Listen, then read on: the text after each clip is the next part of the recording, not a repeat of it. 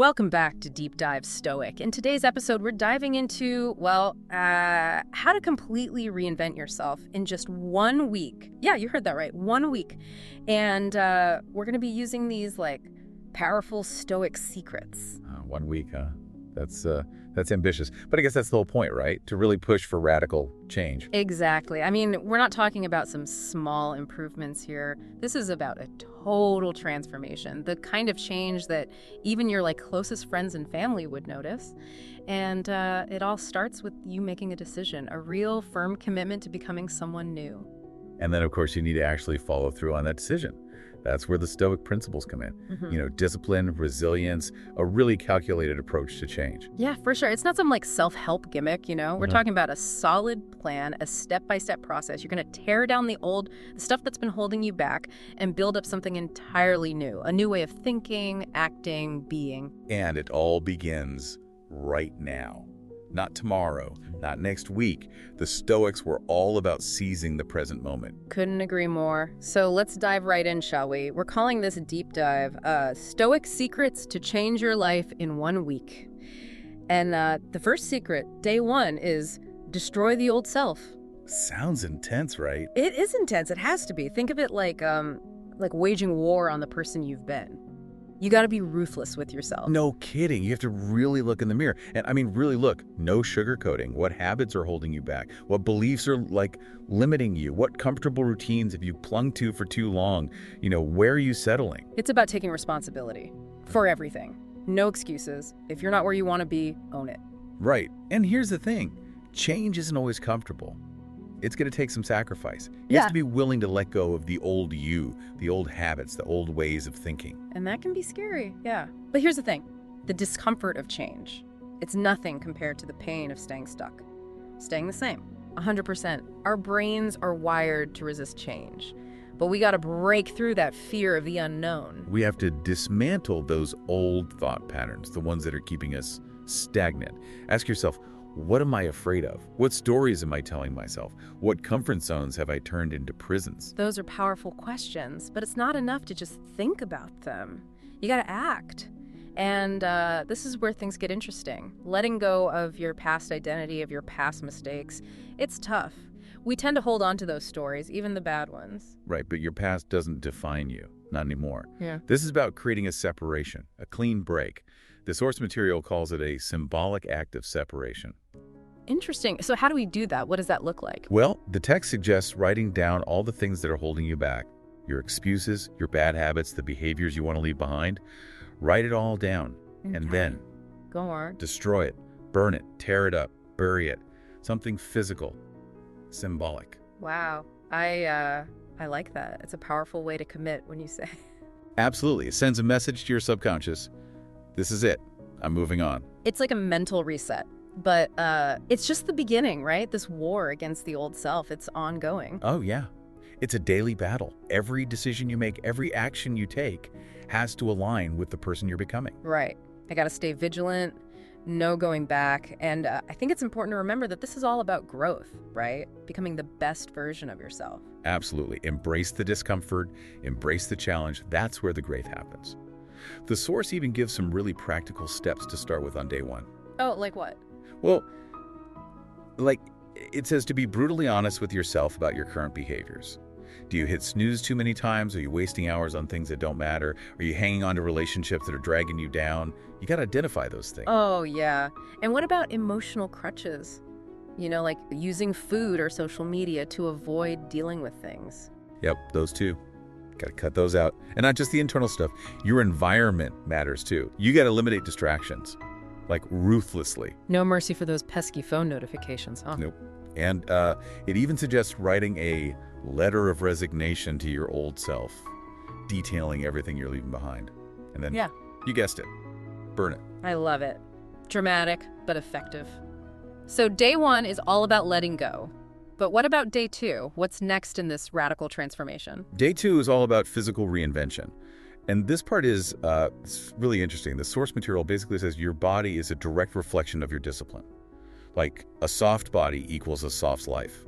sluggish movement, a sluggish mind. So we're talking about taking complete control of your physical being, how we move, what we fuel our bodies with, how we train. It's pretty intense going straight from this mental overhaul to this physical challenge. What's the connection?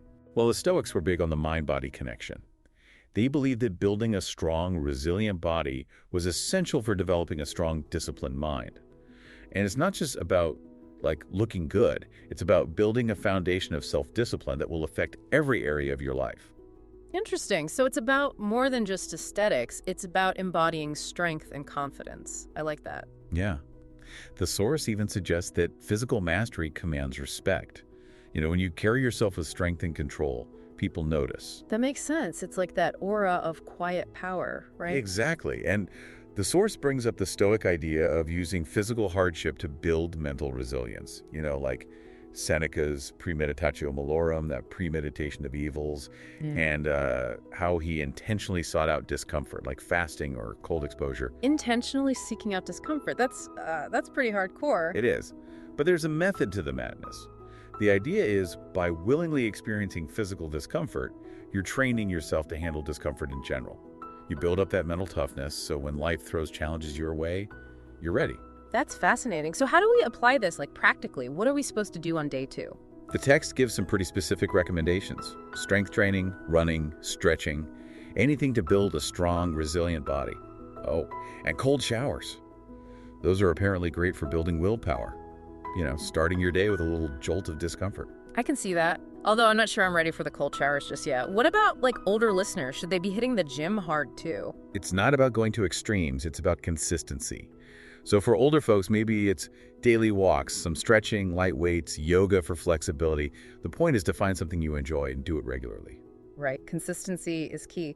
And what about diet? What does the source material say about fueling this physical transformation? Oh yeah, that's a big part of it.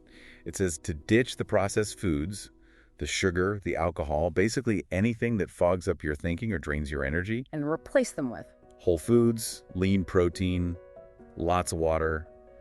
Fuel your body like you'd fuel a high-performance machine. It's all about being mindful of what you put into your body, right? Treating it with respect. Exactly. It calls your body a temple. Not just food, but everything. Media, conversations, even your own thoughts. Be conscious of it all. Powerful stuff. And to wrap up day 2, it suggests setting a workout routine. Whether it's walking, running, lifting, calisthenics, boxing, whatever works for you. Cutting out the junk food. And standing up straight. Improving your posture. Oh, and it says to take a before picture. Yeah. To track your progress. Yeah, that's a good tip. Always motivating to see how far you've come. So that's day 2. We've cleared out the mental clutter. We're working on the physical. What's up next for day 3? Day 3 is all about a mental upgrade. The source material states that the mind is the ultimate control center, and if you want real change, you gotta change your mindset. Right. And it's not just about thinking positive, it's about fundamentally rewiring your perception.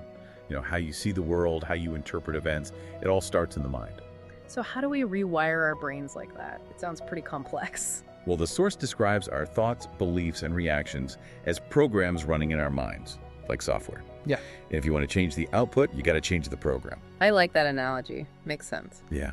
So you got to start by questioning your beliefs. Identify those mental barriers you've built up, the ones that are keeping you from reaching your full potential. And this is where Stoicism really comes in, right? The idea that our perception shapes our reality. Exactly. Remember that Marcus Aurelius quote, "You have power over your mind, not outside events. Realize this, and you will find strength." Powerful stuff. So we can't always control what happens to us, but we can control how we react. Exactly. And that's the key to mastering your life, mastering your mind. So day 3 is all about adopting a Stoic mindset. How do we do that? What specific practices can we use? Well, the text talks about controlling your reactions, viewing challenges as opportunities for growth, for training. And it brings up Seneca again, and his idea of voluntarily seeking out discomfort to build resilience. Like choosing to sleep on the floor or fasting. So it's about intentionally putting yourself in uncomfortable situations to build mental toughness. Exactly. It's like weightlifting for your mind. And it also emphasizes the importance of our inner dialogue. That voice in our heads. What are we telling ourselves? It's all about replacing those negative, self-defeating thoughts with positive affirmations. Right. Our words have power. And not just the words we speak out loud, but the words we think. So how do we cultivate this stoic mindfulness, this ability to stay calm and present even when things are tough? Well, it takes practice. It's about becoming aware of your thoughts, your emotions, and consciously choosing not to be ruled by them, not letting external events dictate your internal state. Not sweating the small stuff. More like realizing that most of it is small stuff. Right. Choosing to focus on what you can control. And then there's that other Stoic concept, amor fati, which is basically about embracing everything that happens to you, even the bad stuff. Yeah. Loving your fate, seeing every challenge as an opportunity for growth, it's a powerful shift in perspective. It is. It kind of takes away the fear and the frustration, wouldn't you say?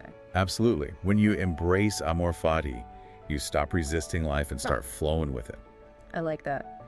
And the source also mentions memento mori, right? That reminder of our own mortality. Right. Which is maybe not the most cheerful thought, but it can be incredibly motivating. Knowing that our time is limited gives us a sense of urgency. It makes you want to make the most of every day, wouldn't you say? Definitely. So day 3 is about embracing discomfort, training your perception, and taking control of your reactions. Sounds like a tall order. Are there any practical tips to help us apply these principles? Sure. The source suggests feeding your brain with high-quality information, reading good books, watching documentaries, that kind of thing. And it also recommends journaling, a way to track your thoughts, your progress, and rewrite those limiting beliefs. Journaling is a great tool. And the text also says to seek out challenges, to actively push yourself beyond your comfort zone. Yeah, that's a big one. Comfort is the enemy of growth. And there's also the idea of intentionally incorporating micro-adversities into your routine, like those cold showers we talked about, or maybe trying intermittent fasting. I can see how those could be beneficial, a way to test your willpower. Exactly. And there's also the power of visualization, seeing yourself as the person you want to be and using affirmations to reinforce that image. Like fake it till you make it kind of thing. Sort of, but it's more about aligning your thoughts and actions with your desired future self. Your brain will eventually catch up. So day 3 is about upgrading your mental software. Now for day 4, we're moving outward. This one is called social presence and command. Interesting. So now we're talking about how we present ourselves to the world, how we make an impact. Exactly. The source material says that how people see you dictates how they treat you. So day 4 is all about consciously shaping how you project yourself, your appearance, your energy, your confidence. It's about making your presence felt. When you walk into a room, do people notice? Do you command attention? Command attention. Sounds a bit intimidating. It's not about being intimidating, it's about being impactful. It's about having a presence that draws people in. And that starts with your voice, your body language, your overall demeanor. So we're talking about speaking with confidence, standing tall, making eye contact. Exactly. And being deliberate with your words, knowing when to speak and when to be silent. Silence can be a powerful tool. Interesting. So it's not about filling every silence with chatter. Not at all. Sometimes the most powerful people are the ones who speak the least. They know that their words carry weight. I see. So it's about like quality over quantity. Precisely. And presence isn't just about what you say, it's about how you make people feel. Do they feel respected, listened to, inspired? So we're talking about like having an aura of purpose and confidence, but also warmth and approachability. Right. It's a balance. The source even recommends practicing in front of a mirror, observing your movements, your posture, your eye contact. A bit like an actor rehearsing a role. In a way, yes. You're playing the role of the most confident, impactful version of yourself. And it goes back to that Marcus Aurelius quote, "Waste no more time arguing about what a good man should be.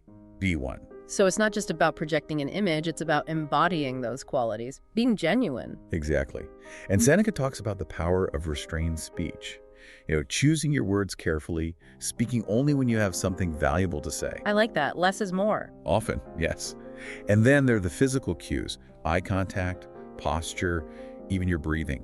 All of these reflect your internal state. If you're nervous or anxious, people pick up on that. So we need to master our inner world in order to project that confidence outward. Exactly.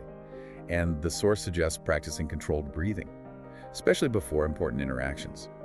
It helps to calm those nerves and project a sense of calm confidence. Great tip. And premeditatio malorum is relevant here too, right? Absolutely. If you've already mentally prepared yourself for potential challenges, you'll be more likely to stay composed when they arise. You'll project that unshakable confidence. So day 4 is about mastering the art of presence, of projecting confidence and commanding respect. What practical steps can we take to improve our social presence? Well, it starts with your inner dialogue. Believe in yourself, believe that you belong in every room you enter, and watch how you talk to yourself. Replace those negative self-talk patterns with affirmations, like, I am confident, I am capable, I deserve to be here. I like that. Positive self-talk is so important. It is. And the Force also talks about the importance of developing a commanding voice, speaking slowly, clearly, with intention, and observing great orators, learning from the best. So it's about being deliberate with your speech. Exactly. And it also touches on the importance of your wardrobe and grooming. Dress for the life you want. Invest in your image as a reflection of your ambition and self-respect. I like that. And it goes beyond just the physical, right? It's also about your energy, your ability to connect with people, your awareness of social dynamics. Right. Being a good listener, being present in conversations, responding thoughtfully. Charisma is about balancing strength with warmth, authority with approachability. So it's about being authentically yourself, but the most confident and impactful version of yourself. Exactly. Day 4 is a call to action. It's time to stop blending in and start standing out. Walk with certainty, speak with authority, and exist as the highest version of yourself. Okay, so we've covered a lot of ground. Mental transformation, physical reinvention, mastering social presence. What about day 5? What's the next Stoic secret? Day 5 is all about relentless execution. This is where the rubber meets the road. So we've got all these ideas, all these plans, but now we have to actually do something, right? Exactly. The source material contrasts those who live in a world of theory with those who actually get things done. It's about moving beyond the endless planning and hesitation and stepping into action. It's about becoming a doer, not just a dreamer. Exactly.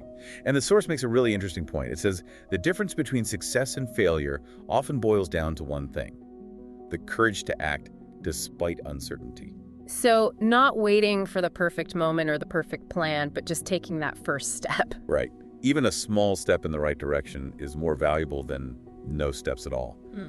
And the more you act, the more momentum you build. It becomes a habit. It's about building that muscle of execution, right? The more you use it, the stronger it gets.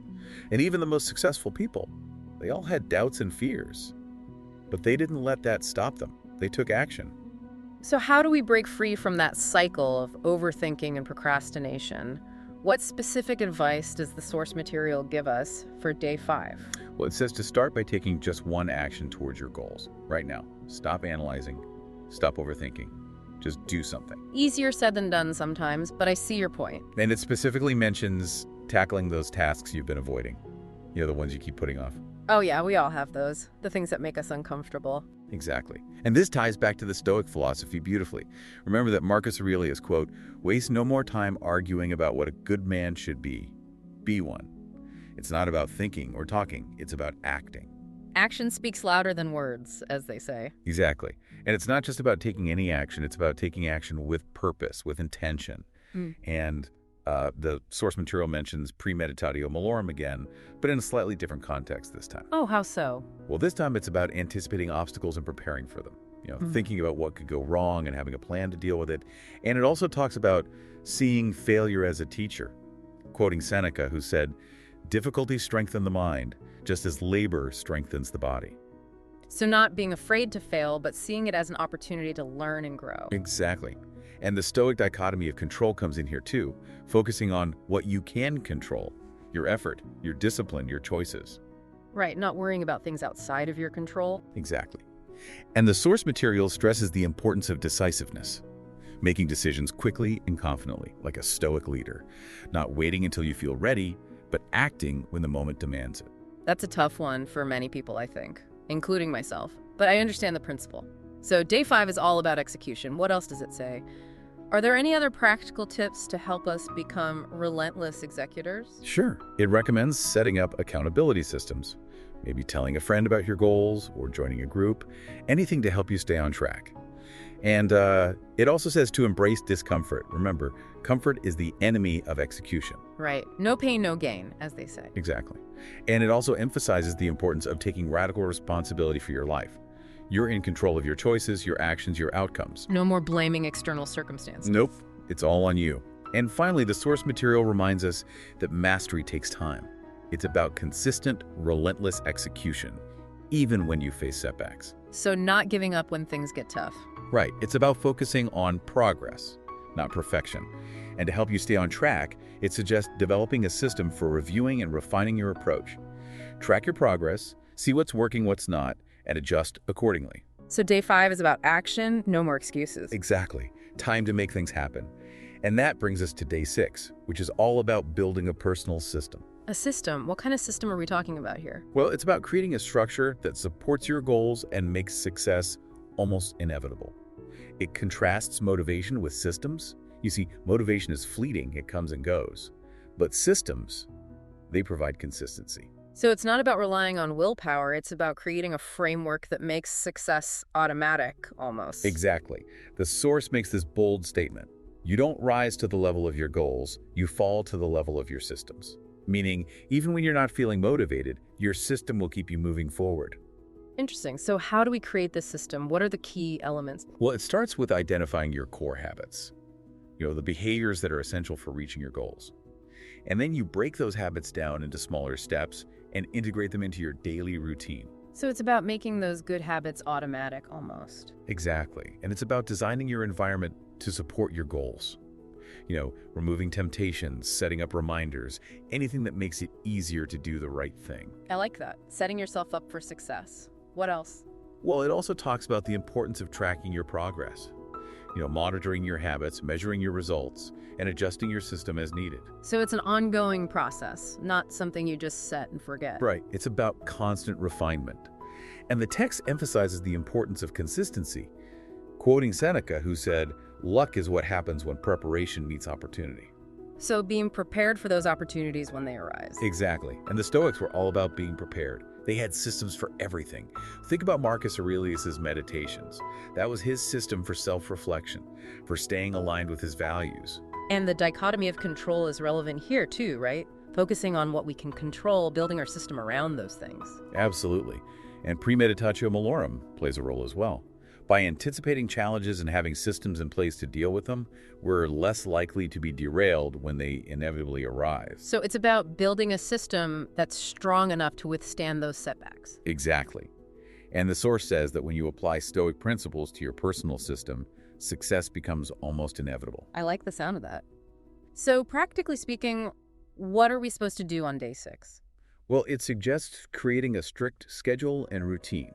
Making your productivity automatic, and prioritizing tasks, batching similar tasks together, and designing a schedule that aligns with your new identity and goals. So creating a structure that supports the person you want to be. Exactly. And finally, we arrive at day 7, the culmination of our week-long transformation. Solidify your new identity. So we've gone through all these changes, but how do we make them stick? How do we make sure we don't slip back into old patterns? That's exactly what day 7 is all about. The source material acknowledges that at this point, you're probably not the same person you were a week ago. You've made significant progress. But now it's about solidifying those changes, making them a permanent part of who you are.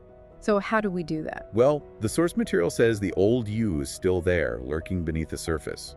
It's going to try to pull you back into those comfortable old habits. So you need to be vigilant. So it's a constant battle. In a way, yes. Every choice you make, every action you take, either strengthens your new identity or weakens it. So we have to be mindful of our choices. What else can we do to solidify our new identity? Well, the source material suggests setting a long-term vision. Where do you see yourself a month from now, a year from now, 5 years from now? And then make sure your actions are aligned with that vision. So having a clear roadmap for the future. Right. And continuing to refine your systems and routines, the ones we talked about on day 6. And it also emphasizes the importance of your environment, surrounding yourself with people who support your growth, who inspire you, who challenge you. So ditching the negative influences. Exactly. You can't grow in a toxic environment. Makes sense. So day 7 is about solidifying the changes we've made and setting ourselves up for continued growth. But it's not really the end, is it? No, not at all. It's really just the beginning. You've achieved a lot in 1 week. But this is a lifelong journey. It's about constantly evolving, becoming the best version of yourself. Exactly. And the source material encourages you to reflect on your progress. What changes have been the most impactful? What have you learned about yourself? And then to set some new goals. Right, goals that are aligned with your new identity. Right, and it suggests writing a new self-definition. Who are you now? What do you stand for? What you no longer tolerate? That's powerful. And I think it's worth noting that in just 1 week, you've accomplished what most people never will. You've taken a serious step towards transforming your life. It's true. And now the question is, what will you do with this newfound knowledge? Will you continue on this path of growth and self-improvement, or will you slip back into old habits? It's a choice we all have to make. It is, but here's the thing. Once you've seen the truth, you can't unsee it. You know you're capable of more. The blueprint for change is there. Now it's up to you to execute it. Powerful words. So listeners, what will you choose? Will you become unrecognizable? The choice is yours. And that brings us to the end of our deep dive into the Stoic secrets to change your life in 1 week. It's been a fascinating journey. Thank you all for being a part of this podcast with us. If this episode hit home, support Deep Dive Stoic. Like, subscribe, and share it with someone who needs it. See you next time.